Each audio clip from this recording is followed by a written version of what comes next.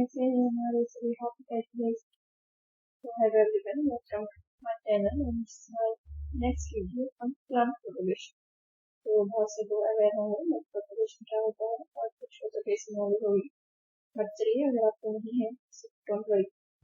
So plant propagation start with definition. First है कि plant propagation basically किसको बोलते हैं? Controlled practice of reproduction of a plant. तो बेसिकली प्लांट प्रोपगेशन हम कर क्या रहे हैं? एक प्लांट से एक नया प्लांट जनरेट कर रहे हैं, लेकिन वो कैसे होता है? Controlled condition. अगर आपका जंगल में है सपोज, तो जंगल में तो एक प्लांट से नया प्लांट हम तो नहीं उगाते हैं, वहाँ तो नेचुरल प्रोसेस होती है, तो खुद ही होता है। सो उसके लिए हम प्लांट प्रोपगेशन टर्म यूज नहीं करेंगे। प्लांट प्रोपगेशन टर्म हम कब यूज करते हैं? जब इसे हम कंट्रोल्ड कंडीशन में और हम होम में खुद ही करते हैं। ये किसी एक इंडिविजुअल प्लांट का भी हो सकता है और किसी एक ही टाइप के प्लांट किसी ग्रुप का भी हो सकता है। ये है आपका प्लांट प्रोपगेशन। अब नेक्स्ट बात आती है लिस्टिंग मेथड्स क्या क्या है।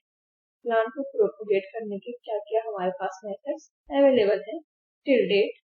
सो बेसिकली हमारे पास दो टाइप के मेथड्स होते हैं। फर्स्ट है आपका सेक्शुअल प्रोपगेशन, जिसमें आप सिंपली प्लांट को ग्रो करते हैं उसकी सीड से।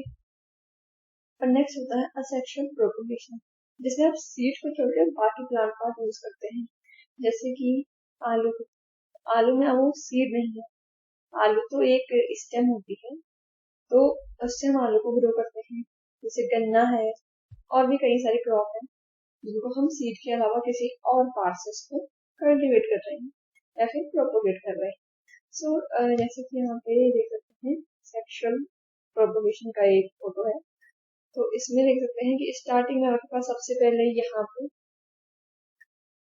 यहाँ तो ये आपका सीड है। इस सीड से आपका sorry this is also seed, ये आपका एक सीड है। सीड से आपका यहाँ पे नया प्लांट जर्मिनेट हो रहा है। देन वो जब बड़ा हो जा रहा है उस पर फ्लावर आ जा रहा है। मतलब नेक्स्ट उसमें देख सकते हैं कि यहाँ पे ये इसका एंथर है, ये इसका स्टिग्मा है। इस एंथर से ये आपके पोलन्स हैं, ये पोलन जो है पोलन ग्रेन्स हैं, और देन ये स्टिग्मा पे आते हैं। सो पता ही होगा सबको किसे पॉलिनेशन कहते हैं। जो पॉलिनेशन के बाद यहाँ पे फिर से क्या है आपका एम्ब्रियो फॉर्म हो रहा है और फिर उससे सीड बनता है। तो ये एक सेक्सुअल रिप्रोडक्शन की क्या है साइकिल है कि सीड से प्लांट, प्लांट से सीड, देन फिर से सीड से प्लांट एंड प्लांट से सीड। ओके, देन नेक्स्ट है आपका असेक्सुअल प्रोपगेशन। इसमें भी आपके बहुत सारे मेथड आते हैं। जैसे इसमें देख सकते हैं फोटोग्राफ में ये कटिंग है, कटिंग से यहाँ पे नए प्लांट्स लगाए गए हैं। ये आपकी लेयरिंग है, इसमें आपका एक प्लांट की स्टेम है जिसको हम मिट्टी में रखते हैं। अभी तक ये स्टेम प्लांट से ही अटैच है, फिर इसको मिट्टी में रखते हैं। तो जो पोर्शन इसका सॉइल के कांटेक्ट में है वहां से इसकी रूटिंग शुरू हो जाएगी। इसके लिए बोलते हैं लेयरिंग। फर्दर वीडियो में मैं बताऊंगी कि लेयरिंग के भी आपके क्या क्या टाइप्स है, बट फिलहाल आप ये समझ लीजिए कि लेयरिंग में आपका प्लांट पार्ट प्लांट्स पे ही होता है और उसी में उसकी रूटिंग करवाते हैं। देन यहाँ पे आपकी कुछ ये बर्डिंग है, ग्राफ्टिंग भी है, उसके बारे में भी हम नेक्स्ट वीडियो में डिस्कस करेंगे। देन है आपका प्रोपगेशन मेथड, अगेन वही ये एक फ्लो चार्ट है। प्रोपगेशन मेथड आपके दो टाइप का है। पहला असेक्सुअल, असेक्सुअल में आपके आते हैं कुछ लाइक कटिंग, ग्राफ्टिंग, लेयरिंग, और उसके अलावा आता है एक और होता है in vitro propagation. In vitro propagation means कि आप लैब में उसको प्रोपगेट करते हैं। तो मेरे बहुत से लोगों ने टिश्यू कल्चर के बारे में सुना हो, तो टिश्यू कल्चर ही उसका क्या है एक एग्जांपल है, जिसमें आप प्लांट में कोई सा भी पार्ट लेते हैं और उसको आप लैब में ग्रो करवाते हैं। उसके बारे में हम नेक्स्ट वीडियो में डिस्कस करेंगे। देन आपका सेक्शन मेथड जो मैंने बता दिया है, जिसमें आप सीड्स को यूज करते हैं। देन आपके सेक्शन मेथड की प्रॉपर्टीज क्या क्या है? पहला तो यह है कि ये सीड से होता है। नेक्स्ट प्रॉपर्टी है कि इसमें आपका ट्रू टू टाइप प्लांट नहीं होता है। अब ट्रू टू टाइप प्लांट क्या होता है? True to type plant means कि जो आपने नया प्लांट प्रोपगेट किया है वो सेम टू सेम अपने मदर प्लांट जैसा जिससे आपने उसको लिया है। तो सीड्स के केस में क्या होता है, मान लिया आपके पास एक प्लांट है ए और उसके सीड्स आप लेते हैं, सो करते हैं, तो उसके बाद जो प्लांट बी बनेगा वो ए जैसा ही कैरेक्टर शो नहीं करेगा। हो सकता है कि प्लांट ए के जो फ्रूट्स हैं वो साइज में बड़े, लेकिन प्लांट बी के फ्रूट्स छोटे हो सकते हैं। देन है आपका जुवेनाइल फेज, इसका लॉन्गर होता है। अब जुवेनाइल फेज क्या होता है? जुवेनाइल फेज प्लांट का वो फेज है जब वो आपका ग्रोथ करता है लेकिन उस पर फ्लावर और फ्रूट नहीं लगते। जैसे आप फ्रूट ट्री के केस में आप देख सकते हैं कि कोई सा आप ट्री लगाते हैं तो स्टार्टिंग के 4 या 5 या 6 जो भी क्रॉप के साथ वेरी होते हैं, तो स्टार्टिंग के ईयर्स में उसमें सिर्फ और सिर्फ आपकी लीव्स ग्रो होती हैं, उसमें ना कोई फ्लावर लगता है ना ही कोई फ्रूट लगता है। तो वो वाला पीरियड उसका जुवेनाइल फेज होता है। तो सीड के द्वारा जब आप प्लांट को ग्रो करते हैं सीड से, तो उसका जो जुवेनाइल फेज होता है वो क्या होता है? काफी लंबा होता है, 5 साल 6 साल इस तरीके से।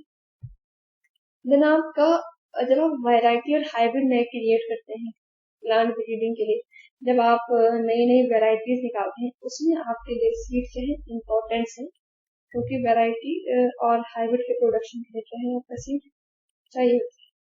देन है आपका कि सीड की जो रेजिस्टेंस पावर होती है वो आपके असेक्शुअल कल्टीवेशन से अच्छी होती है। तो सेक्शन मेथड में क्या है आपका ये कि बहुत सारी डिजीज क्या है अवॉइड कर पाता है, जबकि आपका सेक्शुअल मेथड में बहुत सारी डिजीज क्या होती है? ससेप्टेबल होती है। अब एक्सेप्शन मेथड की प्रॉपर्टीज है। तो पहली प्रॉपर्टी है कि a method in which part of a plant used to produce a new plant. तो कोई सा भी प्लांट पार्ट एक्सेप्ट उसके सीड, उसके अलावा आप उसका कोई सा भी प्लांट पार्ट देंगे, उसकी लीफ हो सकती है, रूट हो सकती है, स्टेम हो सकती है, कटिंग हो सकती है, किसी से भी आप उसका नया पार्ट, नया प्लांट प्रोड्यूस करते हैं। देन है आपका कि इसका दूसरा अब कह सकते हैं एडवांटेज क्या है कि ये इजी होता है और फास्टर होता है। अगर आप सेक्शन मेथड में प्लांट ग्रो करते हैं तो वो आपका फ्रूटिंग देगा 5 6 7 साल बाद, जबकि आपका एक्सेप्शन मेथड में प्लांट जल्दी ही ग्रो हो जाता है और फ्रूटिंग भी जल्दी कर देता है, इसीलिए कॉमर्शियली इसको यूज करते हैं बड़ी स्केल पे। It can be the only way to perpetuate certain crop. तो बहुत सारी क्रॉप्स हैं जिसमें कि यही मेथड होता है प्लांट को ग्रो करने का। जैसे मैंने कहा था शुगर केन, तो शुगर केन में हम क्या करते हैं? उसकी स्टेम की कटिंग्स को यूज करते हैं, क्योंकि उसके हम सीड यूज नहीं करते हैं। आपका टर्मरिक है, आपका जिंजर है, बहुत सारे ऐसे प्लांट हैं जिनमें आप उसको असेक्सुअली ही ग्रो करते हैं। देन इसका जो जुवेनाइल फेज है वो क्या होता है? शॉर्टर होता है comparatively to section method. Section method में आपको ज्यादा टाइम लेता है, जबकि जुवेनाइल फेज का सेक्शन में बहुत ही कम होता है। देन है कि ये डिजीज क्या है? ससेप्टेबल है, जैसे मैंने पहले भी कहा, तो बहुत जल्दी ही कोई भी इसको डिजीज हो सकती है। लेकिन इसका सबसे बड़ा फायदा क्या है कि आपके पास फ्रूट टाइप प्लांट है। मतलब अगर कोई ट्री है, उसके कैरेक्टर मुझे बहुत ज्यादा पसंद है, मुझे लगता है कि ये एकदम परफेक्ट टाइप का प्लांट है या फिर इसमें ये चीज अच्छी है, तो मैं क्या है असेक्शन मेथड से same to same plant grow कर सकती हूँ। वो असेक्शन मेथड के बाद प्लांट जो ग्रो होगा उसमें भी वही कैरेक्टर होंगे जो कि पहले मदर प्लांट है। दोनों के बीच में डिफरेंस क्या है? ये एक टेबल है, तो आप इसमें देख सकते हैं। सेक्शुअल प्रोपगेशन में सीड के थ्रू ग्रो होता है, असेक्शन में आपका सीड के अलावा और कोई भी पार्ट हो सकता है। इसमें आपका ट्रू टू टाइप प्लांट नहीं होगा, बट इसमें आपका प्लांट ट्रू टू टाइप होगा, मीन्स मदर प्लांट जैसा ही होगा। देन इसमें आपका ये ब्रीडिंग पर्पज के लिए यूज होता है, और ये आपका कॉमर्शियल या किसी तरह का प्रोडक्शन करते हैं उसमें ज्यादातर यूज होता है। देन ये आपका कंपेरेटिवली इसका जुवेनाइल फेज बहुत ज्यादा होता है, इसका जुवेनाइल फेज कम होता है। देन ये डिजीज के लिए ससेप्टेबल कम होता है, इसमें डिजीजेस का कम चांसेस होते हैं, इसमें डिजीजेस के चांसेस ज्यादा होते हैं। देन इसका लाइफ पीरियड जो है वो ज्यादा होता है। अगर आप सीड के थ्रू क्रॉप ग्रो करते हैं, मान लीजिए कोई फ्रूट है, मान लीजिए आपके पास मैंगो का ट्री है, अगर आप सीड से लगाते हैं तो वो आपका 40 50 60 ईयर तक भी आपका आराम से प्लांट रहता है। लेकिन अगर आप वहीं उसको असेक्सुअली ग्रो करते हैं तो 20 25 ईयर के बाद आपका प्लांट क्या है? डेड होने लग जाएगा। इसका एग्जांपल सीड्स है, और इसके लिए एग्जांपल है ग्राफ्टिंग, कटिंग, वगैरह। तो इसमें हम नेक्स्ट वीडियो में जो असेक्सुअल प्रोपगेशन मेथड है हमको डिस्कस करेंगे। Thank you and please like and subscribe my channel.